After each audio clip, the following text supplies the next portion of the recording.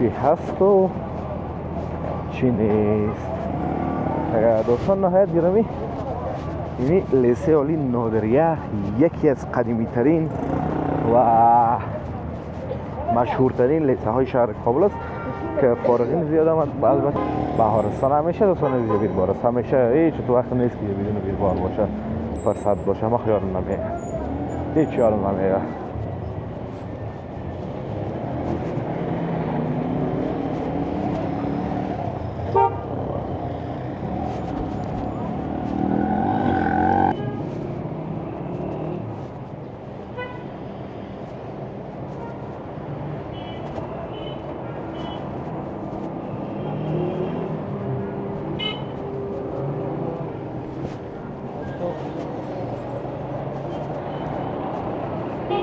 دوستان عزیز، یک چیز دیگه رو میخوایم براتون بگویم. من میبینم بسیار از صفحات یوتیوب. سلام عزیزان دل، انشالله که خوب و صحتمند باشین و زندگیتان به خوبی، خوشی و آرامی سپری شد. دوستان نهایت گرامی، از کارته پروانه ما تو میریم به طرف بهارستان شهر کابل که به زبان عامیانه برش بارستان میگن، یک منطقه زیبا و مشهور شهر کابل. میریم در ادامه ویدیو همراه ما باشین، بریم ببینیم که چه تغییرات آمده در بهارستان. تغییرات آیا آمده یا نامده دیگه.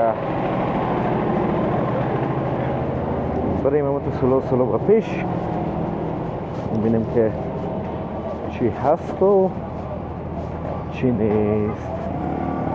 دوستان نهایت گرامی، یعنی لیسه عالی نادریه یکی از قدیمی ترین و مشهورترین لیسه های شهر کابل است که فارغین زیاد آمد. البته داره مردم زیاد از اینجا فارغ شده. این طرف هم سطح اول نفوذ است و بخاطر اینقدر کافی و این چیزا رو میبینین میبار وقتشان هم خلاص است، جمع میکنن کمونه. از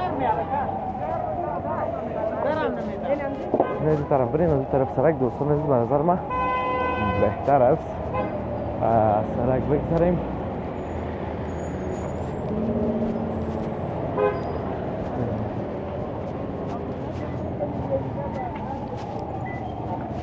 خب دوستان عزیز، سرک هم گذاشتیم بخیر. سلو با پیش بریم.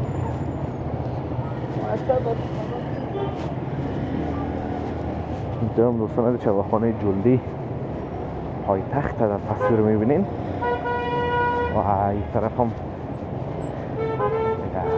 بیربار بهارستان. همیشه دوستان عزیز بیربار است، همیشه هیچ تو وقت نیست که بدون بیربار باشه، فرصت باشه. ما خیال نمیه، هیچ یار نمیه.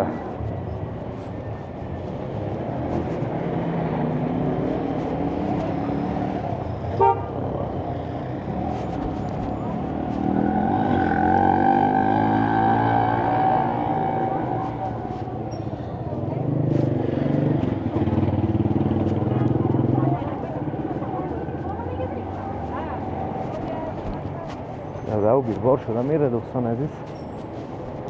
ما از سرک پایین شدیم و میریم دوباره پیاده رو بریم. همونطور دیگه هر تو دوستان عزیز فرصت بود فراموش میذاریم و دموشو با پیش میریم.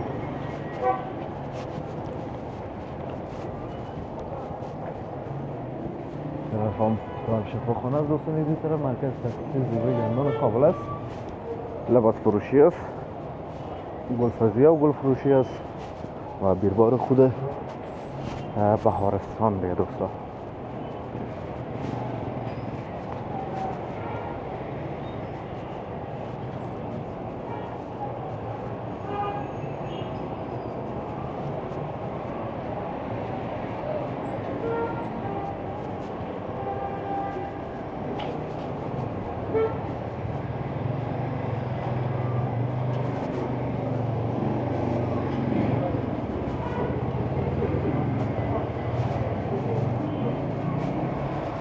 طرفم جهان بزنس سنتر در تصویر میبینین.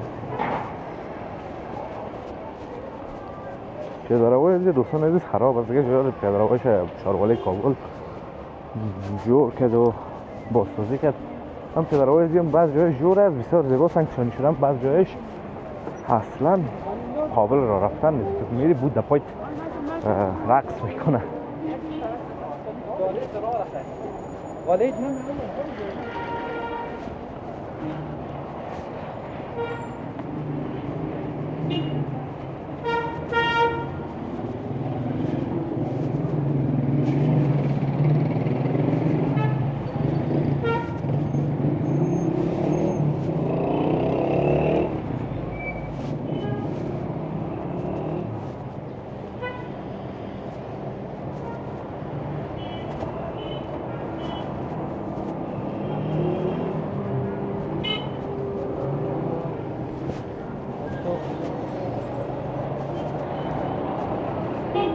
دوستان عزیز، یک چیز دیگر رو میخوایم براتون بگویم. من میبینم بسیار از صفحات یوتیوب چینل ها و حتی صفحات فیسبوک از ویدیوهای ما بدون اجازه گرفتن و حق الامتیاز استفاده میکنن از ویدیوها. به گوشم برسانم که این ویدیوها تمامش غیر قانونی است و در صورت پیدا کردنشون مستقیما کپی رایت داده میشه و به هیچ کانال و شخص اجازه استفاده از ویدیوهای افغان سریس داده نمیشه. در صورت استفاده کپی رایت مستقیم میگیرین و بعد از باز حقش رو مقایت دیگه اصلا که ندارین و حرفتان اصلا قبول نمیشه. کوشش کنین که از ویدیو استفاده نکنین. در غیر از صورت کانالتان اگر پاک شد، کپی رایت خورد، مسئولیت بعدیش به گردن خودتان هست. از ما گفتن دیگه.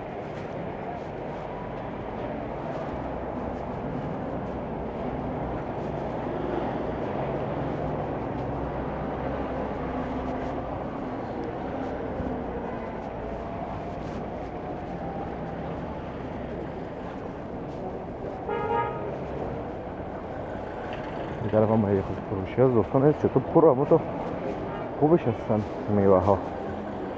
میوه خشک تازه، یعنی محصولاتش تازه زیاده استفاده.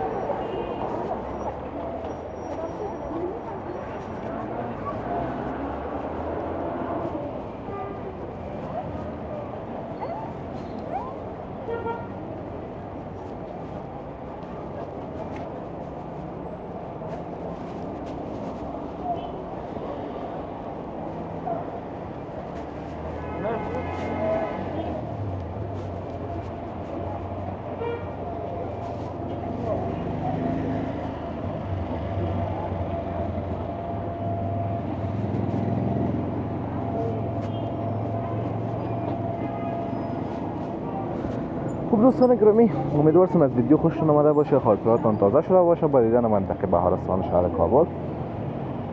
ویدیو را لایک کنین، در کانال هم سابسکرایب کنین تا ویدیوهای بعدی همه تان به الله متعال پاک و بی‌نیاز میسپارم. روزگار خوب و خوش داشته باشین و در پناه الله متعال باشید.